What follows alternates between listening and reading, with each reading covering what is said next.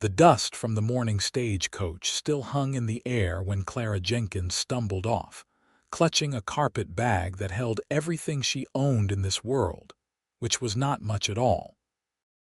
Eldorado Canyon, Nevada, stretched before her in the harsh June sunlight of 1878, a collection of weathered buildings clinging to existence in the unforgiving desert landscape.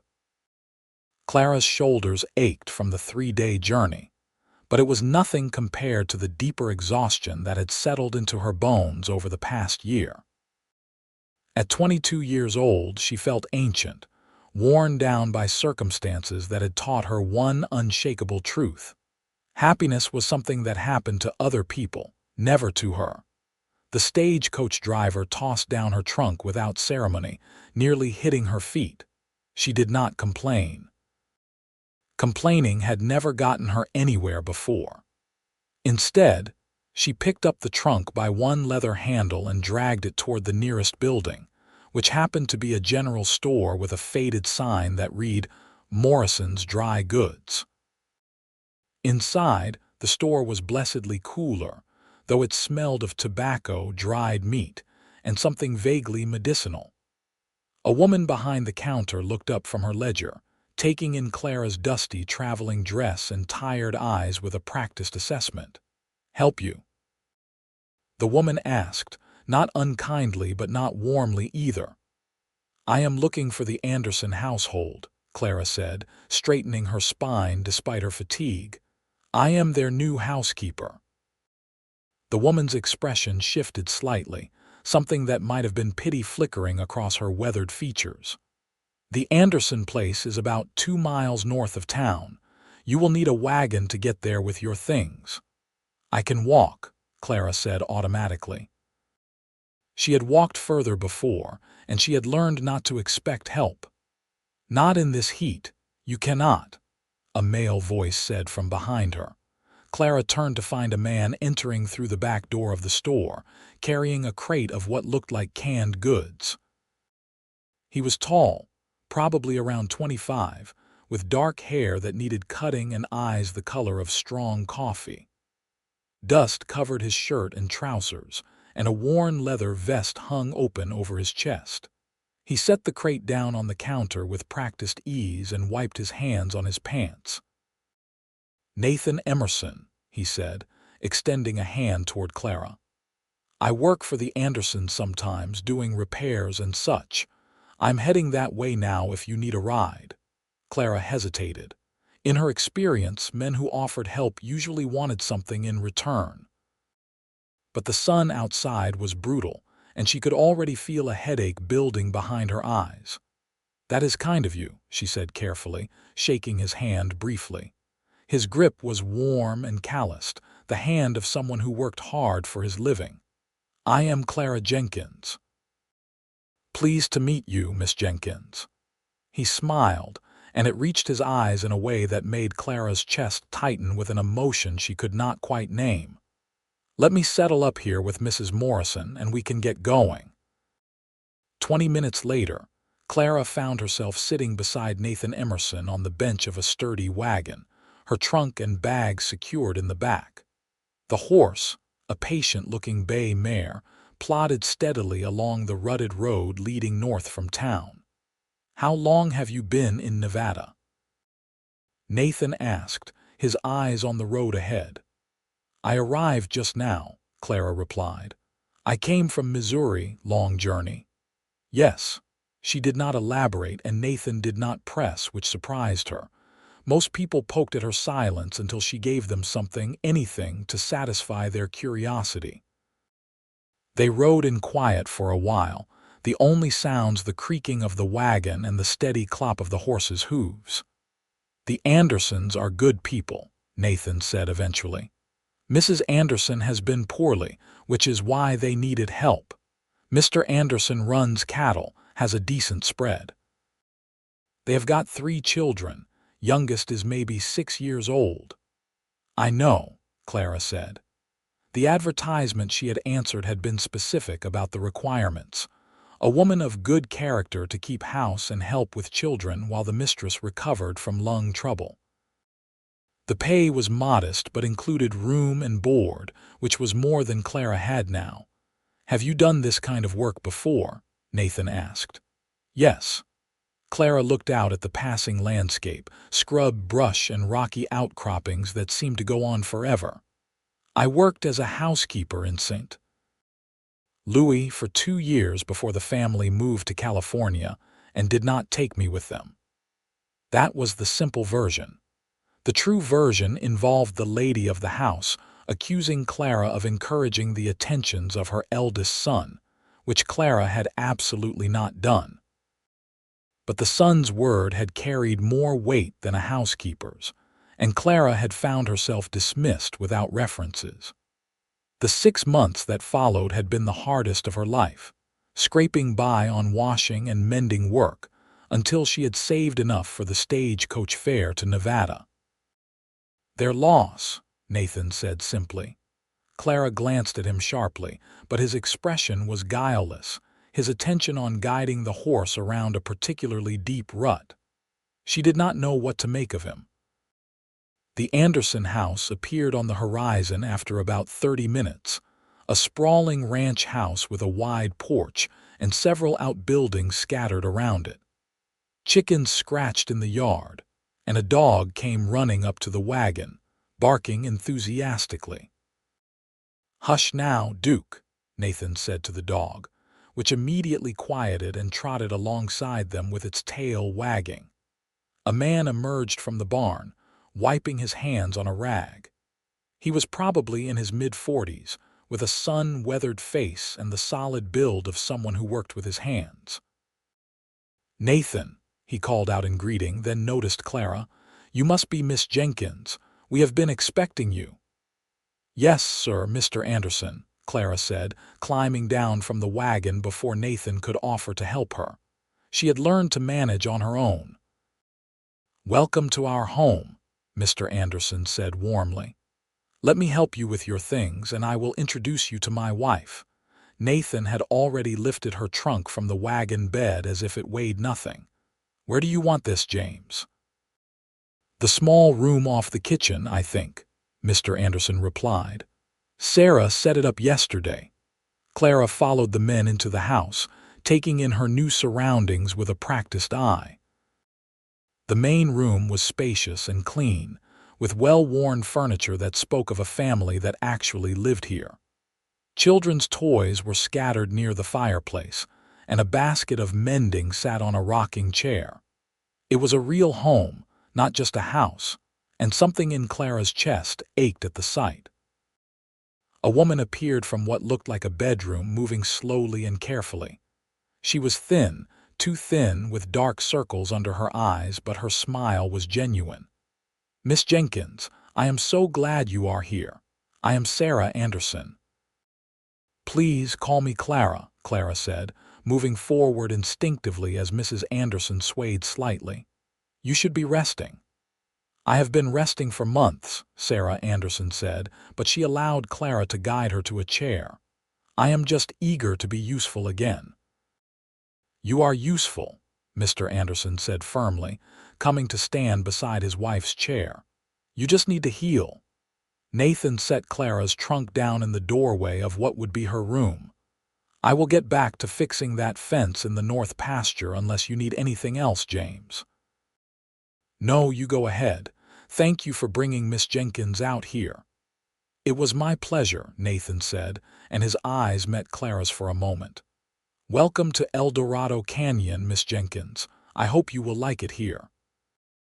After he left, Sarah Anderson showed Clara around the house, though Clara insisted the woman should be sitting down.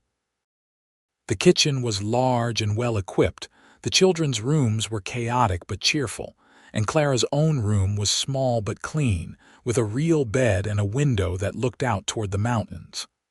"I know it is not much," Sarah said apologetically. "It is wonderful," Clara said honestly. She had slept in far worse places. The children came thundering in around noon, dusty and loud and full of energy.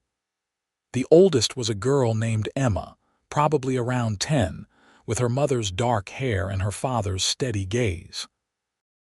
The middle child was a boy named Thomas, 8 years old and already showing signs of being tall like his father. The youngest was indeed about 6, a girl named Lucy with wild curls and scraped knees. They regarded Clara with the frank curiosity of children, and she regarded them back calmly. She had learned that children responded to honesty and consistency, not false sweetness. "I am Clara," she said. "I will be helping your mother while she recovers. I expect you to do your chores and mind your manners, and we will get along fine." "Can you make biscuits?" Lucy asked immediately. "Lucy," her mother admonished, but Clara smiled slightly. "Yes, I can make biscuits." "Then I think we will like you," Lucy announced, and just like that, Clara was accepted. The first week passed in a blur of work. Clara rose before dawn to start the fire and make breakfast, packed lunches for Mr. Anderson and the older children, supervised the younger ones, cooked, cleaned, did laundry, mended clothes, and fell into bed each night too exhausted to think. It was hard work, but it was honest work, and the Andersons treated her with respect and kindness that she was not quite accustomed to. Nathan Emerson appeared every few days, always with some repair that needed doing or some task that Mr. Anderson needed help with. He was polite and friendly, often taking his meals with the family when his work ran late. Clara noticed that he was good with the children, patient with the animals, and quick to help without being asked. She also noticed that he watched her sometimes when he thought she was not looking. On her second Sunday in Eldorado Canyon, Sarah Anderson insisted that Clara take the afternoon off. "You have been working yourself to the bone," Sarah said firmly, looking better than she had when Clara arrived. The rest and good meals were clearly helping. "Go into town, take a walk, do something for yourself." Clara was not sure what to do with free time. She had so little of it in her life that she had forgotten how to use it. But she put on her better dress, pinned her light brown hair up neatly, and walked the 2 miles into town. Eldorado Canyon on a Sunday afternoon was quiet, with most folks at home or in church. Clara walked slowly down the main street, looking in the windows of shops that were closed for the day. She found herself in front of a small church, a simple white building with a cross on top. The door was open, and she could hear singing from inside. She did not go in. God and she had parted ways some time ago, or at least that was how it felt. If he was up there, he had not been paying much attention to her prayers. Not much for church. A voice said beside her, and she turned to find Nathan Emerson standing there, his hat in his hands. He was wearing clean clothes, she noticed, and his hair was damp as if he had recently washed. "Not particularly," Clara said honestly. "Me neither," Nathan admitted. "I believe in God and all, but I figure he cares more about how we treat each other than whether we sit in a building once a week."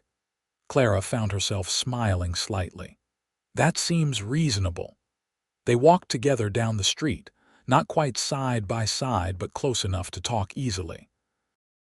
Nathan pointed out various buildings and told her about the town. The hotel was run by a widow named Mrs. Fletcher, who made the best pie in Nevada. The saloon was owned by a former prospector who had struck silver and decided to invest in something more reliable. The telegraph office doubled as the post office and was managed by a man who had fought in the war and still walked with a limp. "Everyone here has a story," Nathan said. "Most folks in the West do. We all came from somewhere else, looking for something better." "What is your story?" Clara asked before she could stop herself. Nathan was quiet for a moment, his expression thoughtful. "My parents had a farm in Kansas. Good land, decent life.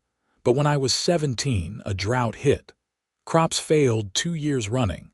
My father lost the farm and it broke something in him. He died of a fever the next winter, and my mother followed him 6 months later. I think she just did not want to go on without him." "I am sorry," Clara said softly. It was a long time ago, Nathan said, but she could hear the old grief in his voice. I came west because there was nothing left for me in Kansas. Worked on ranches, did odd jobs, saved my money.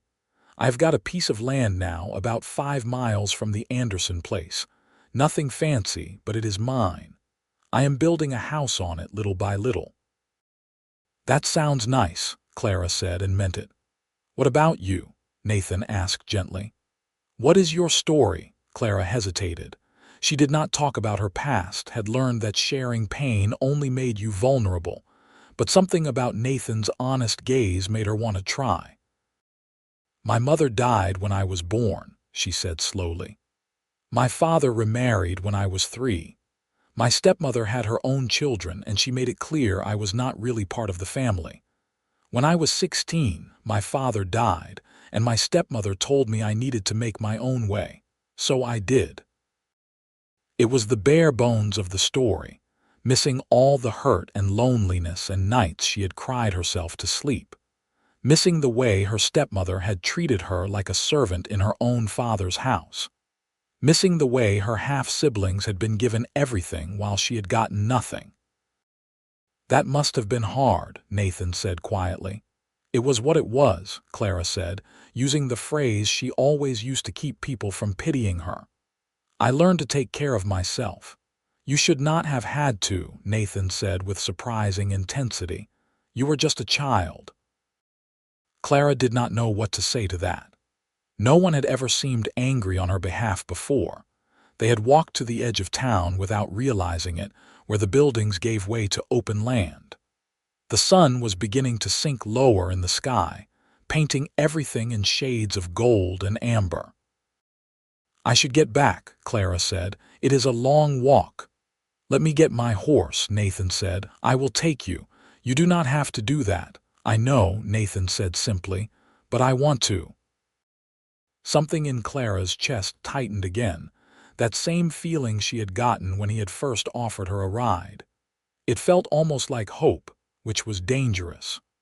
Hope led to disappointment, and she had had enough disappointment to last a lifetime. But she let him get his horse, and she let him help her up behind the saddle, and she held on to his waist as they rode back toward the Anderson ranch.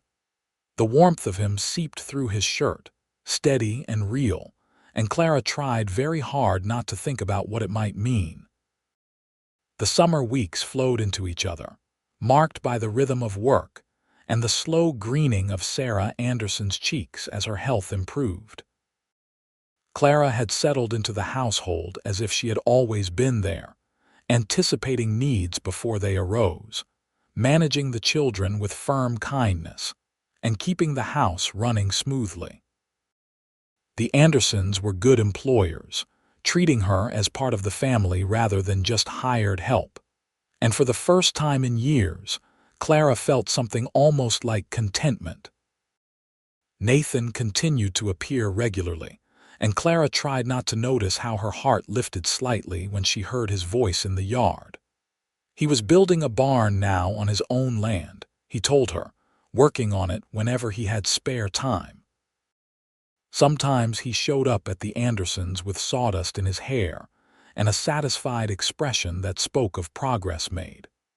One evening in late July, after the dinner dishes were washed and the children were in bed, Sarah Anderson invited Clara to sit on the porch with her and Mr. Anderson.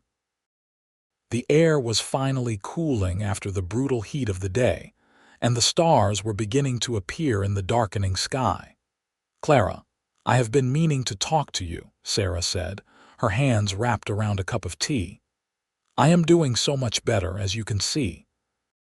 The doctor says my lungs are healing well, and I should be able to resume my full duties soon." Clara's stomach dropped. She had known this was coming, of course. Sarah had hired her temporarily until she recovered. But somehow Clara had let herself forget that this was not permanent, that she would need to move on again. "I understand," Clara said, keeping her voice level. "When would you like me to leave?" "Leave?" Sarah looked genuinely confused. "Clara, I do not want you to leave. I want to ask if you would consider staying on permanently." Not as a temporary housekeeper, but as part of our household. The children adore you. This place runs better than it ever has, and honestly, I have come to think of you as a friend. We could not pay you much more, but you would have a real home here for as long as you wanted." Clara stared at her, unable to process the words. A permanent position. A home. "I do not understand," she said slowly. "Why would you want that?" Mr. Anderson leaned forward. "Because you are good at what you do, Clara. Because you care about our family. Because we like having you here. Is that so hard to believe?" "Yes," Clara wanted to say. Yes, it was hard to believe because good things did not happen to her, because people did not want her around for long. Because she had learned that any happiness she found would be temporary. But Sarah was looking at her with such genuine affection, and Mr. Anderson was nodding in agreement, and Clara realized they actually meant it. "I would like that very much," she heard herself say, her voice rough with emotion she did not quite know how to handle. "Wonderful," Sarah beamed. "Then it is settled. You are part of this family now, Clara." That night, lying in her small room, Clara let herself cry for the first time in years. They were not tears of sadness exactly, but something more complicated. Relief, maybe, mixed with the terrifying feeling of being wanted. The next afternoon, Nathan stopped by to deliver some lumber he had picked up in town for Mr. Anderson. Clara was in the garden, pulling weeds in the vegetable patch when he found her. "Heard you are staying on permanently," he said, crouching down beside her. "That is good news." "How did you hear that?" Clara asked, sitting back on her heels. "Sarah told me this morning when I stopped by earlier." "You were in town getting supplies," he grinned. "She is pretty pleased about it." "I am pleased about it too," Clara admitted. "I have never had a permanent position before." "Never." "No, something always happened. The family moved or decided they did not need me anymore or found some reason to let me go." She pulled at a stubborn weed, her hands rough from work. "I stopped expecting things to last." Nathan was quiet for a moment. Then he said, "What if they did last, though?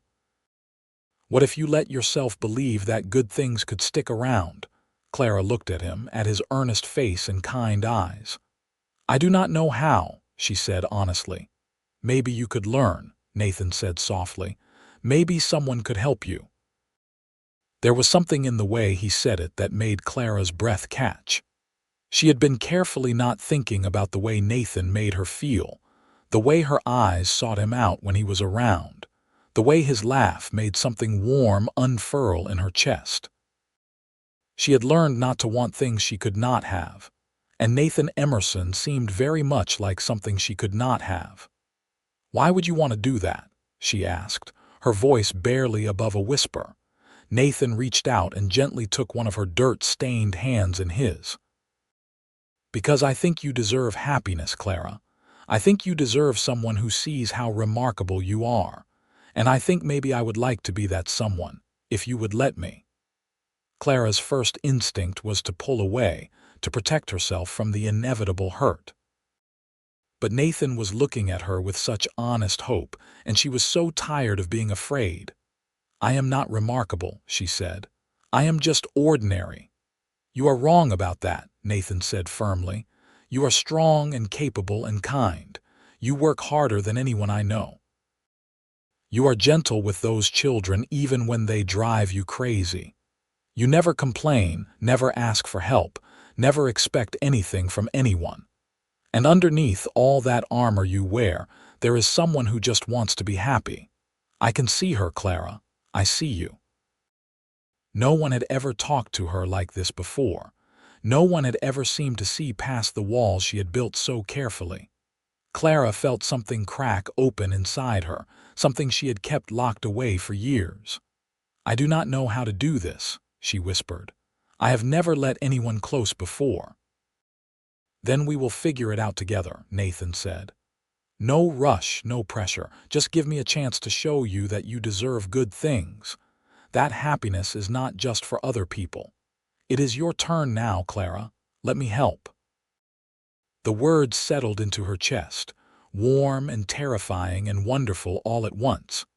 She looked down at their joined hands, his calloused and strong, hers small and work-worn. Two people who had learned to survive on their own, finding something unexpected in each other. "Okay," she said finally, looking up to meet his eyes. "Okay, we can try." Nathan's smile was like the sun coming out from behind clouds. "Yeah, yeah," Clara said and felt herself smile back, a real smile that reached all the way to her heart. From that day forward, things changed in small but significant ways. Nathan started coming by the Anderson ranch more often, sometimes with legitimate work to do, and sometimes just to sit on the porch and talk with Clara while she mended or shelled peas. They talked about everything and nothing, sharing pieces of their pasts and dreams for their futures. Nathan told her about his plans for his land, how he wanted to raise horses and maybe run a small ranch of his own someday. He had a vision for the house he was building, with a wide porch and big windows to let in the light. Clara found herself drawn into his enthusiasm, offering suggestions and ideas, imagining what it would be like to have a real home of her own. In turn, Clara found herself sharing things she had never told anyone. She told Nathan about her father, the good memories she had before he remarried, fishing trips to a creek near their house, and the way he used to sing while he worked. She told him about the books she loved to read when she could get her hands on them, stories of adventure and romance that took her far away from her difficult reality. She told him about the small dreams she had buried deep, dreams of a home and a family and someone who loved her. "Those are not small dreams," Nathan said when she confessed this one evening, the two of them sitting on a fence rail watching the sunset. "Those are the most important dreams there are." "They seemed impossible for so long," Clara admitted. "I stopped letting myself want them." "Start wanting them again," Nathan said, reaching over to take her hand. "Want them with me." The first time Nathan kissed her, it was late August, and they had ridden out to see his property. He was so proud of the progress he had made, showing her the completed frame of the barn and the foundation he had laid for the house. Clara walked around the property, imagining what it would look like when it was finished, and felt something unfamiliar stirring in her chest. This was what hope felt like, she realized. This was what it was like to imagine a future that was not just about surviving but about living. "What do you think?" Nathan asked, coming to stand beside her as she looked out at the view. The land stretched out in gentle rolling hills, with mountains visible in the distance. "It is beautiful," Clara said honestly. "You have done amazing work here." "I want to show you something," Nathan said, taking her hand and leading her to where the house frame stood. "This is going to be the kitchen," he said, pointing. "Big enough for a proper table and a good stove, and over here will be the main room with a fireplace. Upstairs will be bedrooms, at least 3 of them." He was nervous, Clara realized. She could hear it in his voice, see it in the way he kept glancing at her. "Nathan," she said softly, "why are you showing me this?" He turned to face her fully, taking both of her hands in his. "Because I am building this for us, Clara. I hope it is for us. I know we have only been courting a couple of months, and I know you are still learning to trust all this, but I need you to know that I am serious. About you, about us, about a future together." Clara's heart was pounding so hard she could hear it in her ears. "Nathan." "I love you," he said simply. "I think I have loved you since I saw you climb down from that stagecoach, all proud and tired and determined. I love how strong you are, how you never give up, how you are learning to let yourself be happy. I love the way you laugh when something really tickles you, even though you try to hold it in. I love how you are with those kids, firm but kind. I love everything about you, Clara Jenkins, and I want to spend the rest of my life showing you that you deserve to be loved." Tears were streaming down Clara's face, but for once she did not care. "I love you too," she whispered. "I did not think I could feel this way. I did not think anyone would ever want me like this." "Well, I do," Nathan said fiercely. "I want you more than I have ever wanted anything. And I know you are scared, and I know this is all new to you, but I promise I will be patient. We will go at whatever pace you need." Clara looked up at him, at this good man who saw her, really saw her, and chose her anyway. She thought about all the years she had spent believing she did not deserve happiness, that love was for other people.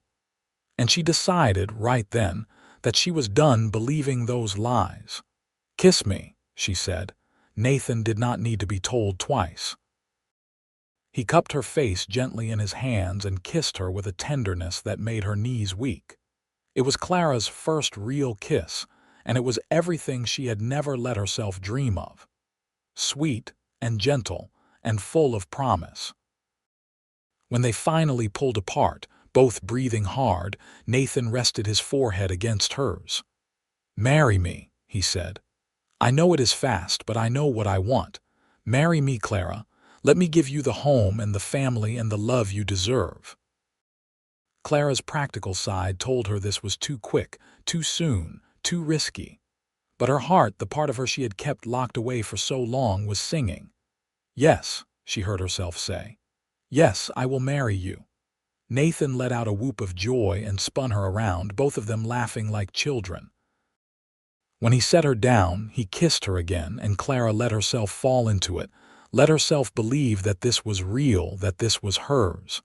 They told the Andersons that evening, and Sarah cried happy tears and hugged Clara tight.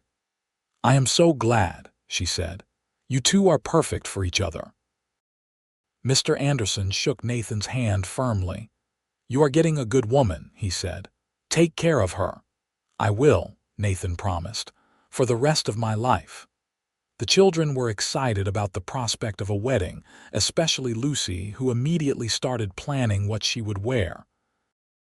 Emma, more practical, asked where Clara would live. "We will finish the house as quickly as we can," Nathan said, "but it will probably be a few months. I want it to be ready before winter." "You will stay here until then, of course," Sarah said firmly. "We are not losing you that easily, Clara." They were married in early September, in the little church Clara had stood outside of months before. She wore a simple white dress that Sarah helped her make, with wildflowers in her hair that the Anderson children picked that morning. Nathan wore his best suit, looking more nervous than Clara had ever seen him. The ceremony was small, just the Andersons, a few neighbors, and some of Nathan's friends from town. But it was perfect. When Nathan slipped a simple gold band on Clara's finger and promised to love and cherish her for the rest of his life, Clara felt something shift inside her. She was choosing this. She was choosing happiness. She was choosing love. "I promise to trust you," she said when it was her turn for vows. "I promise to let you help me. I promise to believe that I deserve this, that we deserve this. I promise to love you with everything I have." When the minister pronounced them husband and wife and Nathan kissed her in front of everyone, Clara did not even care that she was crying. These were happy tears, joyful tears, and she was done being ashamed of her emotions. The reception was held at the Anderson Ranch with food and music and dancing. Clara had never danced before, but Nathan was patient, guiding her through the steps and not minding when she stepped on his feet. They stayed until the stars came out, surrounded by people who genuinely cared about them, celebrating the beginning of their life together. That night, in a small room at the hotel in town that Nathan had arranged as a surprise, Clara lay in her husband's arms and marveled at how much her life had changed. 6 months ago, she had been alone and afraid, convinced that happiness was something that happened to other people. Now she was married to a man who loved her, with a family that cared about her and a future that stretched out bright and full of possibility. "What are you thinking about?" Nathan asked, running his fingers through her hair. How different everything is, Clara said. How different I am. You are still you, Nathan said. You have just let yourself be happy. Because you helped me, Clara said, turning to look at him. You promised me it was my turn, that you would help me find happiness, and you kept that promise. I will keep it every day for the rest of our lives, Nathan said, kissing her forehead. That is what marriage is, Clara. Choosing each other every single day, helping each other, being there for each other. You are not alone anymore. You will never be alone again. Clara buried her face in his chest, breathing in the scent of him, solid and real and hers. I know, she whispered. I finally know. The months that followed were a whirlwind of activity and change. Clara continued working at the Anderson ranch during the day while Nathan worked on finishing their house. In the evenings, she would ride out to their land, and they would work together on making the house a home. Clara discovered she had opinions about things like where the kitchen windows should go and what color to paint the bedroom walls. Nathan listened to every suggestion, incorporating her ideas into his plans, making sure she knew this was her house too. In late October, just as the weather was beginning to turn cold, the house was finished enough to move into. It was not completely done yet, Nathan warned. There were still finishing touches needed and furniture to build, but it was livable. Clara walked through her new home with tears in her eyes, taking in the solid walls, the stone fireplace, the big windows Nathan had installed to let in the light. It is perfect, she breathed. Wait until you see this, Nathan said, leading her upstairs. He opened the door to the largest bedroom, and Clara gasped. He had built her a beautiful bed frame, carved with simple but elegant designs. A quilt that Sarah and the other ranch women had made as a wedding gift lay folded at the foot of the bed. A dresser stood against one wall and a rocking chair sat by the window. Nathan, Clara whispered, overcome. I wanted you to have something beautiful, he said. I wanted you to wake up every morning in a room that felt like yours, that felt like home. Clara turned and wrapped her arms around him, holding tight. You are my home, she said. Wherever you are, that is home for me. They spent their first night in their own house wrapped in each other's arms, listening to the wind outside and the settling sounds of the new wood. Clara had never felt so safe, so cherished, so completely at peace. Life settled into a rhythm over the winter months. Nathan worked odd jobs around the area to bring in money while starting to build up his horse breeding operation. He had bought 2 good mares and was saving for a quality stallion. Clara kept house, continued helping Sarah Anderson a few days a week for extra money, and slowly transformed their house into a real home. She learned to cook Nathan's favorite meals, figured out how he liked his coffee, discovered which of his shirts needed mending and which just needed washing. He learned that she liked to read before bed, that she got grumpy when she was hungry, that she needed quiet time in the mornings before she was ready to talk. They learned each other's rhythms and moods, how to fight fair when they disagreed, how to make up afterward. Clara discovered that disagreements did not mean someone would leave, that she could be angry without being abandoned. Nathan learned that Clara needed reassurance sometimes, needed to hear that he still loved her, still wanted her. By spring, Clara knew she was pregnant. She had suspected for a few weeks but waited to be sure before telling Nathan. When she finally did, one evening after supper, he stared at her for a long moment before breaking into the biggest smile she had ever seen. Really, he breathed. We are having a baby. Yes, Clara said, smiling through sudden tears. In late fall, I think, November maybe. Nathan swept her into his arms, kissing her soundly. We are having a baby, he said again, as if he could not quite believe it. Clara, we are going to be parents, I know, Clara said. Are you happy? Happy? Nathan pulled back to look at her incredulously. Clara, I am over the moon. This is the best news I have ever gotten in my life. Over the following months, as Clara's belly grew, Nathan became almost comically protective. He did not want her lifting anything heavy or working too hard. He insisted on taking over most of the chores, hired someone else to do the heavier work around the ranch. Clara would have found it annoying if it had not been so clear how much he loved her, how excited he was about the baby. Sarah Anderson was thrilled at the news and immediately started knitting blankets and tiny clothes. The Anderson children were excited about the prospect of a baby to visit.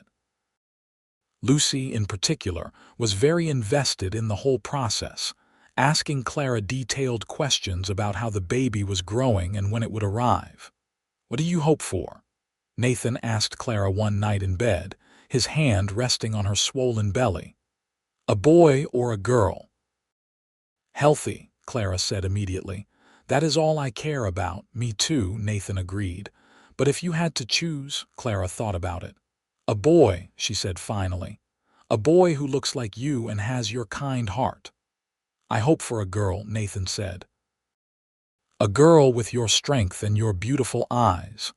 "We cannot both get our wish," Clara pointed out. "Sure we can," Nathan said. "We will just have to have at least 2 children." Clara laughed, the sound free and easy in a way it never would have been a year ago. "Let us get through this one first." The baby, as it turned out, was a boy. He arrived in late November of 1879 after a long labor that had Nathan pacing the floor downstairs, while Sarah Anderson and a midwife attended to Clara. When he was finally allowed to come up and meet his son, Nathan had tears streaming down his face. "He is perfect," he whispered, looking down at the tiny bundle in Clara's arms. "You are perfect. I love you both so much." They named him Joseph, after Nathan's father. He had a shock of dark hair and tiny fists that he waved in the air, and when he opened his eyes, they were the color of his mother's, a soft gray-blue. Clara looked down at her son, at this tiny person she and Nathan had created, and felt overwhelmed by love so fierce it almost hurt. She had spent so many years believing she would never have this, never have a family of her own, never know what it was like to hold her child. And now here he was, real and warm and hers. "Thank you," she said to Nathan, who had settled beside her on the bed, his arm around her shoulders. "For what?" he asked. "For showing me this was possible," Clara said. "For not giving up on me when I had given up on myself. For loving me until I learned to believe I deserved it." "Clara," Nathan said softly, kissing her temple, "loving you is the easiest thing I have ever done. Thank you for letting me. Thank you for trusting me. Thank you for this beautiful son. Thank you for everything." Little Joseph made a squeaking sound, and both parents looked down at him, marveling at this miracle they had made together. The first year of Joseph's life passed in a blur of sleepless nights and first smiles, of Nathan walking the floor with a crying baby so Clara could get some rest, of Clara nursing their son while Nathan read to them from one of her beloved books. They learned to be parents together, making mistakes and celebrating victories, supporting each other through the exhaustion and the wonder. By the time Joseph was walking, Clara was pregnant again. This time, she was less surprised, more confident. She knew what to expect, knew what her body would do, knew that Nathan would be there every step of the way. Their second child was indeed a girl, born in the spring of 1881. They named her Grace, and she had her father's dark hair and a temperament that was sunny from the very beginning. Where Joseph was serious and thoughtful, Grace was all smiles and laughter. "We are outnumbered now," Nathan joked, holding baby Grace while Joseph clung to his leg. "I think we can handle it," Clara said, looking at her family with a contentment that still surprised her sometimes. This was her life. This was her family. These were her people, and she was theirs. The Anderson children loved coming to visit, playing with Joseph and later helping take care of baby Grace. Sarah and Clara had remained close friends, and their families spent holidays together, shared meals, helped each other through hard times. The horse breeding operation Nathan had started slowly grew into a successful business. He had a good eye for quality animals and a gentle way with them that resulted in well-trained, reliable horses. Ranchers from all over the territory started coming to buy his stock. Money was not plentiful, but it was steady, and they were building something real. Clara had transformed from the exhausted, wary woman who had climbed off the stagecoach into someone who smiled easily, who laughed often, who believed in her own worth. She still had moments of doubt, still sometimes waited for the other shoe to drop, but Nathan was always there to remind her that this was real, that this was forever. When Joseph was 5 and Grace was 3, Clara found herself pregnant once more. This pregnancy was harder than the previous 2, leaving her tired and sick for months. Nathan worried, but Clara reassured him that the midwife said everything was progressing normally, just harder on her this time. In the early winter of 1884, Clara gave birth to twins, a boy and a girl. The birth was difficult, and there were moments when both Nathan and the midwife feared for Clara's life. But she was strong, stronger than anyone gave her credit for, and she fought through it. The twins, named Samuel and Hope, were both healthy despite being small. Hope. Nathan asked when Clara told him what she wanted to name their daughter. "Because that is what you gave me," Clara said, exhausted but radiant. "Hope. I want her to always have that, to never forget that even when things seem impossible, there is always hope." "And Samuel?" Nathan asked, carefully holding his tiny son. "After your grandfather," Clara said. "You told me once he was the kindest man you ever knew. I want our son to carry that legacy." Nathan had to blink back tears. "You remembered that." "I remember everything you have told me," Clara said. "Every story, every dream, every fear. That is what love is, Nathan, paying attention, remembering, being there." With 4 children, life became even more chaotic. The house rang with laughter and tears, with arguments and making up, with the sounds of a family that was fully and messily alive. Nathan added on to the house, building more bedrooms and expanding the kitchen. Clara managed it all with a patience she had not known she possessed, finding joy in the chaos. Joseph grew into a serious, thoughtful boy who loved books and animals. Grace was full of energy and mischief, always into something. The twins were inseparable, speaking their own language that no one else could understand, completing each other's sentences. Years passed in a rhythm of seasons and milestones. First days of school, lost teeth, scraped knees, childhood illnesses. Nathan's hair started to gray at the temples. Clara found laugh lines around her eyes that had not been there before. They grew older together, their love deepening with time and shared experiences. The Anderson children grew up and moved away, starting their own lives. Sarah's health remained good, and she and Clara continued their close friendship. Mr. Anderson became like a father to Clara, the kind she had always wished for but never had. When Joseph turned 16, he started helping Nathan with the horses in a more serious way. He had his father's gentle touch and his mother's determination. Grace, 14 and already showing signs of being a beauty, spent hours helping Clara in the garden and learning to cook. The twins, now 12, were still thick as thieves, causing trouble and charming their way out of it.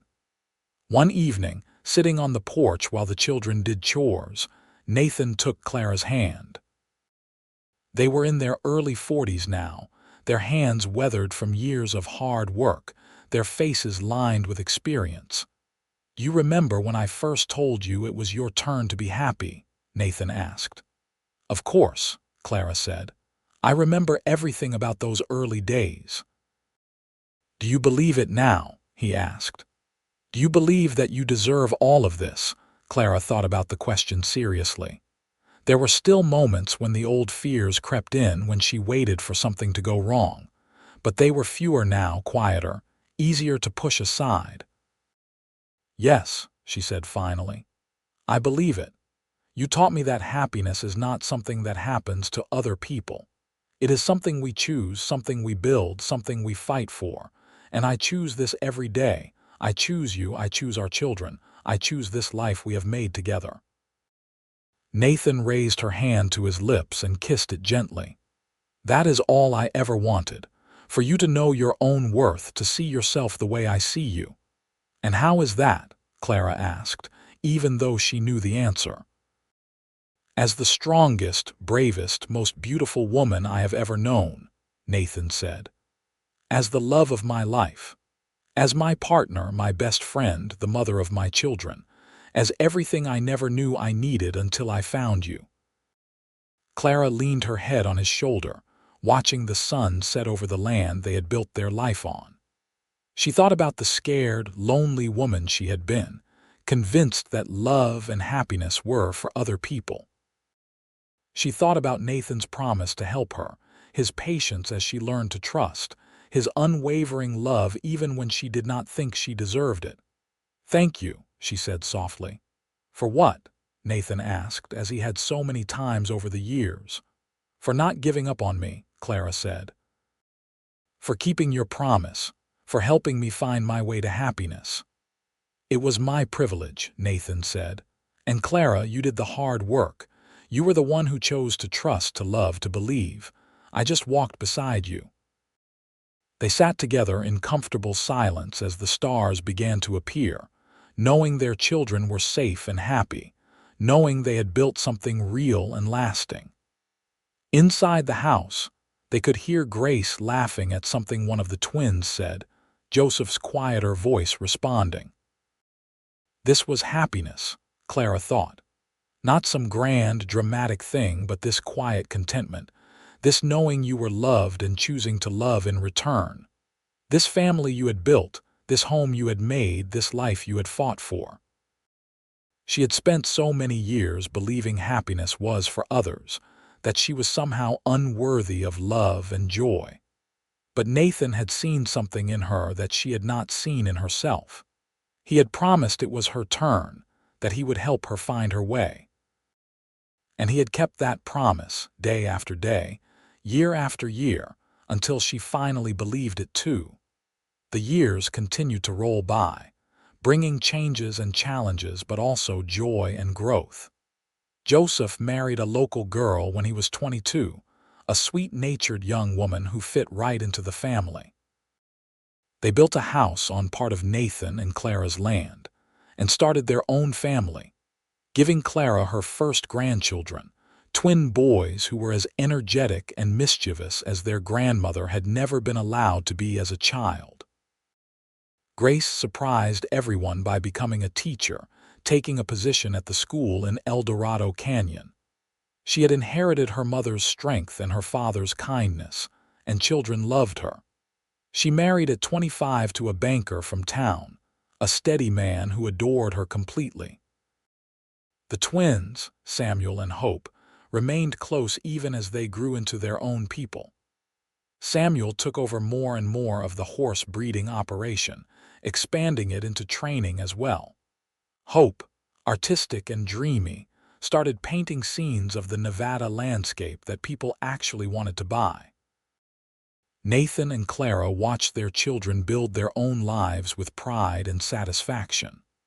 They had given their children what Clara never had, a solid foundation of love and support, the knowledge that they were wanted and valued. None of their children had ever doubted that they deserved happiness. "We did good," Nathan said one evening, the two of them alone in the house for the first time in what felt like forever. All the children were grown and gone, living their own lives. "We did," Clara agreed. "I never imagined this, you know." When I was young, I never let myself dream of having even one child, let alone 4. Let alone grandchildren. How many grandchildren are we up to now? Nathan asked, pretending to count on his fingers. 7, Clara said, laughing. 7 grandchildren, and another on the way if Grace's suspicions are correct. 8 grandchildren, Nathan marveled. We have built quite a legacy, Mrs. Emerson. Clara looked around their home, at the photographs on the walls showing their children at various ages.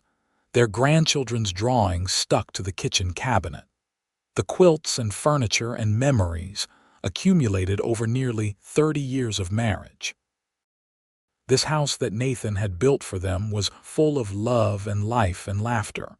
We have, she said, and it all started because you saw something in me I did not see in myself. I just helped you see what was already there, Nathan said, pulling her close. You did the rest. As they grew older, into their 50s and then 60s, Nathan and Clara settled into a quieter life. They still worked, but not as hard. Samuel had taken over most of the daily operations of the ranch. Their children visited often, bringing grandchildren who filled the house with noise and energy before leaving again. Sarah Anderson passed away peacefully in her sleep at 72, and Clara mourned the loss of the woman who had given her a chance when she needed it most. Mr. Anderson followed his wife a year later, the two of them buried side by side in the Eldorado Canyon cemetery. Clara and Nathan attended church more regularly now, finding comfort in the community and ritual. Clara had made her peace with God somewhere along the way, realizing that perhaps he had been there all along, just waiting for her to be ready to receive the blessings he had planned. When Clara was 65 and Nathan was 68, they celebrated their 40th wedding anniversary with all their children and grandchildren gathered around them.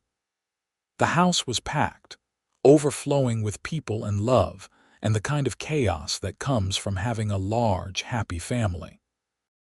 Joseph stood to make a toast, his own children clustered around him. To my parents, he said, raising his glass, who taught us what love really looks like, who showed us that family is the most important thing, who built something lasting and true. Thank you for everything you have given us. Clara found herself crying, but they were happy tears. She looked around at all these people, her family. 4 children, 8 grandchildren, and 2 great-grandchildren so far. All of them here because she had been brave enough to climb down from that stagecoach 37 years ago. All of them here because Nathan had seen her, really seen her, and loved what he found. That night, after everyone had left and the house was quiet again, Nathan and Clara sat on their porch as they had done countless times before. The stars were bright overhead, and a cool breeze brought relief from the day's heat. You ever think about that first day? Nathan asked. When I saw you get off that stagecoach. All the time, Clara admitted. I think about how scared I was, how certain I was that nothing good would ever happen to me. I think about how wrong I was. You were not wrong, Nathan said gently. Nothing good had happened to you, not for a long time. You had every reason to feel that way.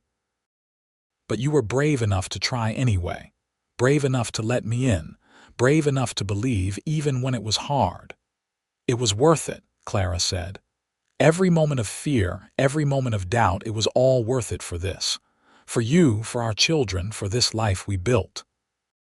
Nathan kissed her softly, a kiss that held 40 years of love and partnership and choosing each other every single day. I love you, Clara Emerson. I have loved you since the moment I met you, and I will love you until my last breath. I love you too, Clara said. Thank you for keeping your promise. Thank you for helping me see that happiness was not just for other people, that it was my turn, that I deserved it. It was always your turn, Nathan said. You just needed someone to help you see it. They sat together under the stars, Two people who had found each other against the odds, who had built a life of love and meaning and purpose. Clara thought about the woman she had been, so sure that joy and contentment were beyond her reach. And she thought about the woman she had become, surrounded by love, secure in her worth, certain of her place in the world. Nathan had been right all those years ago. Happiness was not just for other people. It had been her turn, and with his help she had claimed it, built it, lived it. She had learned that she was worthy of love, capable of joy, deserving of all the good things life had to offer. And she had never, not for one single day, regretted taking that chance. Nathan passed away peacefully in his sleep at the age of 73. Clara woke one morning to find him gone, his face peaceful, his hand still holding hers. She grieved deeply, as anyone would for the loss of their great love, but she did not fall apart. Nathan had spent their entire marriage building her up, teaching her that she was strong enough to stand on her own, even as he stood beside her. She lived another 5 years after Nathan's death, surrounded by her children and grandchildren. She told them stories about their grandfather, about the cowboy who had seen a scared, lonely woman and promised to help her find happiness. She made sure they knew that love was real, that it was worth fighting for, that it could transform everything. When Clara died at 70, in the same bed Nathan had built for her so many years before, she was at peace. She had lived a full life, rich with love and meaning. She had gone from a woman who believed happiness was for others to a woman who had claimed her own joy and built a legacy of love. Her children laid her to rest beside Nathan in the Eldorado Canyon cemetery, under the big sky they had both loved. On her headstone, beneath her name and dates, they had inscribed the words that had changed her life. It was your turn, and it had been. It truly had been. The ranch stayed in the family for generations, passed down from parent to child, each one adding to the legacy that Nathan and Clara had started. The house Nathan built still stood, expanded and modified over the years, but still fundamentally the same. Family gatherings still happened there, children and grandchildren and great-grandchildren filling the rooms with laughter and love. The story of Nathan and Clara became family legend, told and retold to each new generation.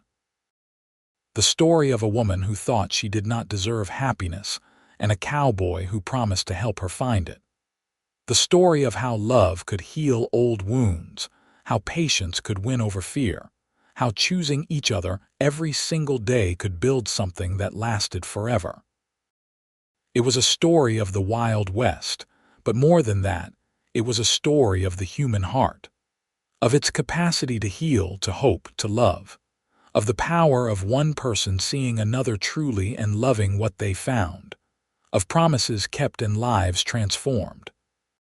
Clara Jenkins had boarded that stagecoach to Eldorado Canyon, believing she was alone in the world, unworthy of love, destined for a life of loneliness. She had died as Clara Emerson, beloved wife, mother, grandmother, and great-grandmother, surrounded by the family she and Nathan had built together. She had died knowing she was loved, knowing she had mattered, knowing that happiness had indeed been for her. And in the end, that made all the difference.